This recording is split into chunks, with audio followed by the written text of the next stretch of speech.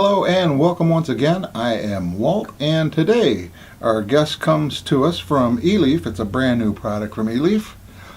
It is the Eleaf iStick Amni, a mod or a mini mod. So let's look.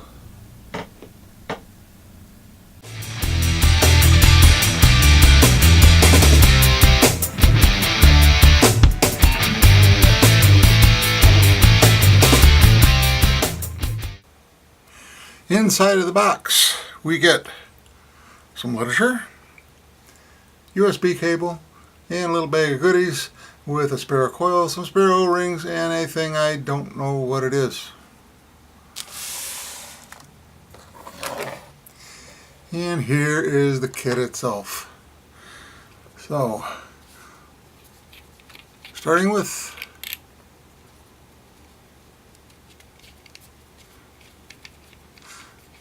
I took this atomizer apart earlier and loosened everything up so it'd be easy to take apart. So starting with the atomizer, you have a removable drip tip, and it's a proprietary drip tip. You got two O-rings on there and a slip over drip tip that goes over the top of that little nipple. Okay, here you have a little button. You press in the button, then you push it sideways, and there's our fill port. Kind of different. Push it back and that button pops out and it locks into place. Pretty nice. Now let's actually take the bottom off like we really wanted to. In there you can see the chamber itself, and you can see the chimney going up through the center. This part does not come apart. That's all one piece. Here we have the base, and the coil, like many others, screws into the base. A couple O-rings there on the bottom. There you can see the inside of the base and the connector on the bottom of it. There's our little coil, pretty well sealed up, top and bottom. So I don't necessarily recommend priming this. I put it together and just let it, fill your tank and let it soak for a while. 5-10 minutes, something like that, and that'll prime it as good as anything. Here we have the airflow stopper on both sides, two airflows, one on each side. On the bottom, our 510 connector, and pretty much flush to the bottom, pretty darn close. So there's our little tank. Here we have the mod itself and or the battery. One side, Eleaf iStick Amni. Kind of a rubberized finish. Comes in another number of colors, obviously. On the front, we've got, this is grooved, curvy, that's kind of nice. Fire button. Down here is a little LED. 5 clicks turns it on.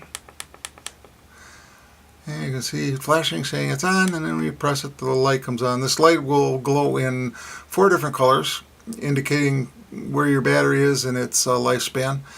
And when the battery gets to the point where it doesn't want to vape anymore, it'll flash. The other side of it, bottom of it with the USB connector for charging. Top of it with the 510 connector, and yes, that is a 510 connector. You can put your favorite 30mm Addy on there and have massive amounts of hangover, and it is spring loaded. And that's it. That is your kit and or mod.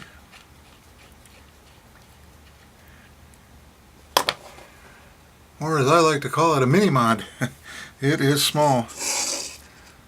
Here it is next to the Eleaf. I could turn that right side up, I guess. Eleaf iWoo pod system. And you can see that there's not a heck of a lot of difference. I mean, the iWoo's a little bit wider. It's a little bit narrower. And it's not quite as tall as the whole kit. But all in all, a mass between the two, pretty darn close. That's it, folks. A couple of quick charts here. This is the unit with the battery fully charged, and if you look off to the right here, you can see where it says delta Y equals 3.84. That is the voltage that is being applied to the Addy, or in this case a load. I put in a 1.03 ohm load on the top of it to measure, and that's the amount of voltage that's being applied to that load. And you can see it's a nice flat DC signal, and as well it has a real fast rise time, probably around 3 milliseconds, somewhere in there. Here is the other oscilloscope printout, and this is with the battery at maybe about 50% life. You can see that from the delta Y over on the right, it's putting out 3.44 volts, so the voltage has diminished. This device is obviously going to put out diminished voltage as you go along until it finally gets to the end and starts blinking in red, and it just won't vape. So that's how that works. And in the very beginning of it, you can see that it's got 2-3 millisecond rise time. Again, very quick. Okay, talk about it. It's small, it's handy, it's convenient. It puts out a good vape, and what I mean by a good vape is that the flavor is decent. It's a small coil, but the flavor is decent. I saw one place where it was advertised to put out a huge fog, so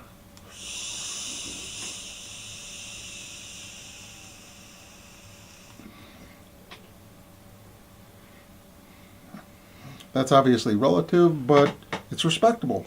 I'll give it that for sure.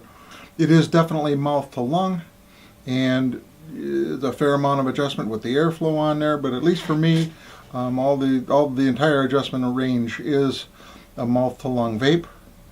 The battery life on it I think is pretty decent. It's not too bad at all. The amount of liquid that it'll hold in there, given the small atomizer and the fact that it doesn't use a lot of juice, it's suffice. It lasts for a good long time. So there we go. Again, we've got another real nice option for that small mod you want to carry around on the go, whatnot. You get the right e-juice in there, the right concentration of nicotine. It's going to satisfy you without a problem. It handles 3070 PG-VG mixture without a problem.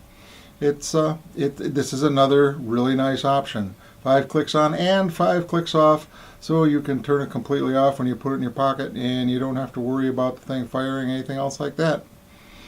Not bad. Oh, it charges in somewhere right around about an hour from completely discharged. So, and that's about all I can think of. And as always, thank you, Eleaf, for sending me this, and moreover, thank you all for taking a peek at this. I hope to see you again sometime.